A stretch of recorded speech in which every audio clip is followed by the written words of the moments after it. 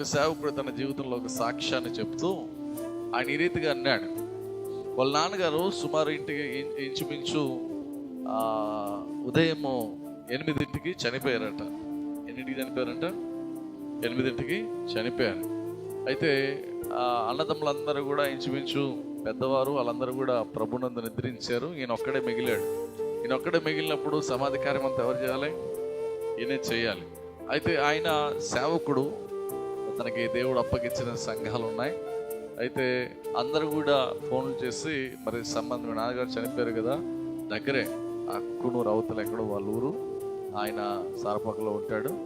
అయితే ఆయన చెప్తా ఉన్నాడు, రావాల్సిందిగా కోరుతా ఉంటే ఆయన అన్నాడంట, మృతుల్ని పాతి పెట్టుకున్నాము అన్నాడట. ఈ మాట అక్కడ ఉన్నవారు కొద్దిమందికి అర్థం కాలేదు. అయితే క్రైస్తవులు కూడా తమతో ఉన్నవారు కూడా ఈ మాటను అర్థం చేసుకోలేదట.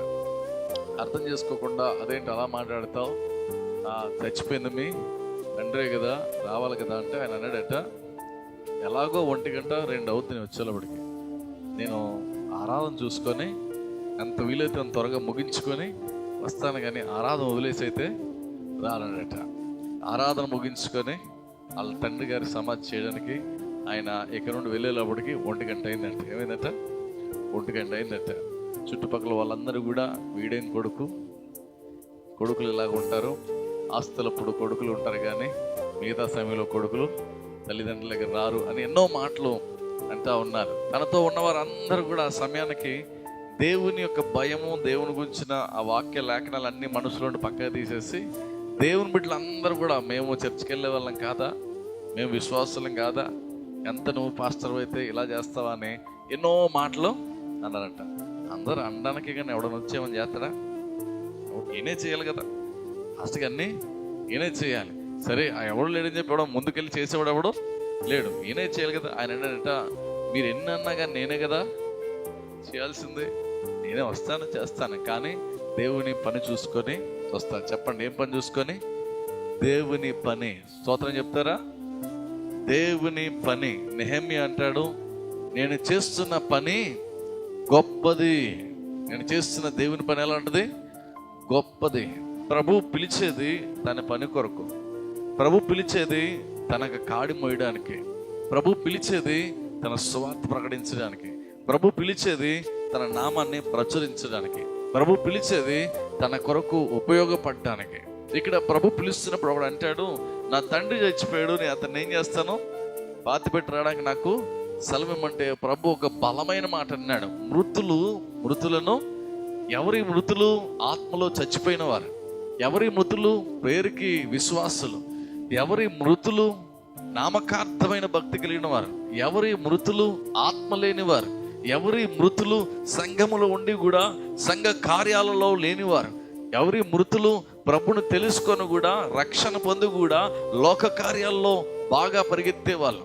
దేవుడు అంటాడు, మృతుల్ని బాధ పెట్టుకుంటారు. అక్కడ చాలా మంది మృతులు ఉన్నారా, వాళ్ళు బాధ పెట్టుకుంటారు. వీళ్ళే అంటారు, అరే మేము దేవుని బిడ్డలం కాదా, మేము మందిరాలకు వెళ్ళే వాళ్ళం కాదా, మేము ముందా మీరు ముందా అని మాట్లాడతారు. ప్రభు వీళ్ళు ఏమన్నాడు? మృతులు, ఆత్మలో ఆత్మ లేనివారు. ఆత్మ లేనివాడు దేంతో సమానమో?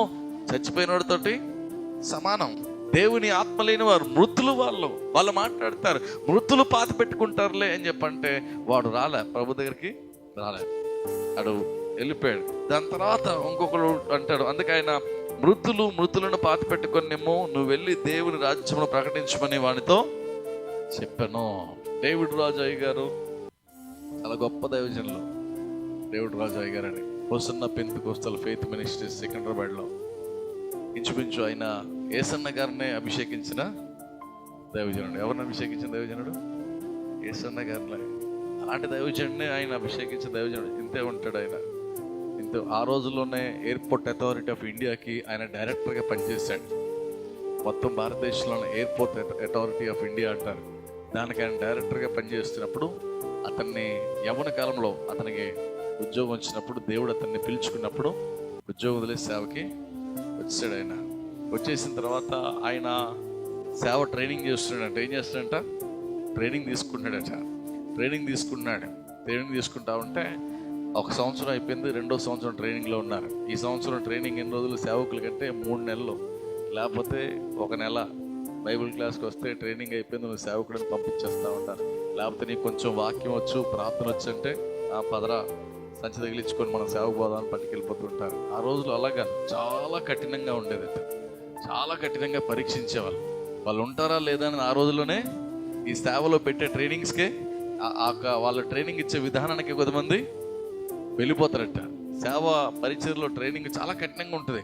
కఠినం అంటే అర్థం ఏంటంటే చూడడానికి ప్రేమ లేనట్టుగా ఉంటుందట. చూడడానికి ఎలా ఉంటుందట? ప్రేమ లేనట్టుగా ఉంటుందట. అంత కఠినంగా వ్యవహరిస్తారు. ఈ రోజుల్లో ఎవరిని ఏమనే స్థితిలో లేదనుకోండి. సేవకులు ట్రైనింగ్ చేస్తుంటే ఏమన్నా అంటే వాళ్ళ ముందే వెళ్ళిపోతున్నారు. ఆ రోజుల్లో చాలా కఠినంగా ఉండేదట. అయితే ఆయన ఆ పరిచయం చేస్తున్న క్రమంలో, సేవ ట్రైనింగ్ చేస్తున్న క్రమంలో ఆ రోజుల్లో ఉత్తరాలు, టెలిగ్రామ్స్ ఏంటయ్యన్నీ? టెలిగ్రామ్స్, ఫోన్లు ఏమీ లేవు. టెలిగ్రామ్ వచ్చిందట. టెలిగ్రామ్ వస్తే ఆయన ఉపవాస ప్రార్థనలో ఒక కూడికలో ఉన్నారంట. వీళ్ళందరూ కూడా ట్రైనింగ్ తీసుకున్న వాళ్ళందరూ కూడా ఉపవాస కూడికలో ఉంటే ఒక ఆయన వచ్చి ఆ మినిస్ట్రీ ఆఫీస్కి ఒక టెలిగ్రామ్ వచ్చింది. ఏంటంటే డేవిడ్ రాజు గారి యొక్క తండ్రి గారు కాలం చేశాడని. ఏం చేశాడైనా అంటే అన్ని జనులు కాలం చేశారంటారు. వాళ్ళ తల్లిదండ్రులు అప్పటికి అన్ని జనులే కాలం చేశారని చెప్పేసి టెలిగ్రామ్ వచ్చింది. రాగానే వాళ్ళు మరి చెప్పడం ఏంటిది బాధ్యత. ఒకవేళ చెప్పకపోతే ఇతను ఇంకా అంత విశ్వాసాలు బలపడకపోతే మా నాన్న చనిపోయినా మాకు చెప్పరని గొడవ చేస్తారు కొద్దిమంది. మంచి ఆత్మీయంగా ఉన్న వాళ్ళు ఏమనరు.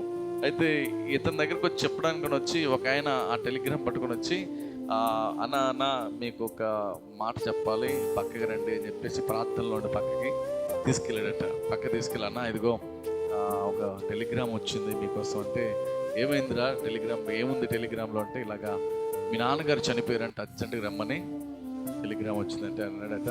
మృతుల్ని పెట్టుకుంటారా?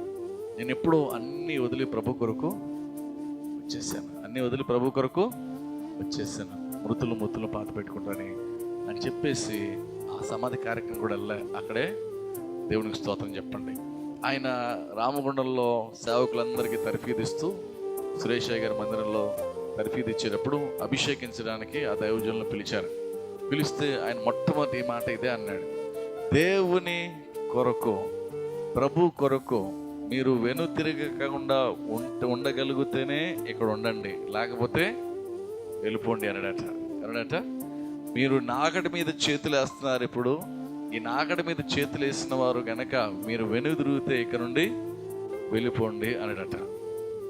అంటే వినండి ప్రియదేవురా, దేవుని విషయమైన నిబద్ధత, దేవుని విషయమైన పని విషయంలో, దేవుని భయభక్తుల విషయంలో, ప్రభువుకు మనకు ఇచ్చిన మన ఆత్మ సమర్పణ విషయంలో మనం ఎంత ఖచ్చితంగా ఉంటున్నామో అనేది చాలా ప్రాముఖ్యమైనది.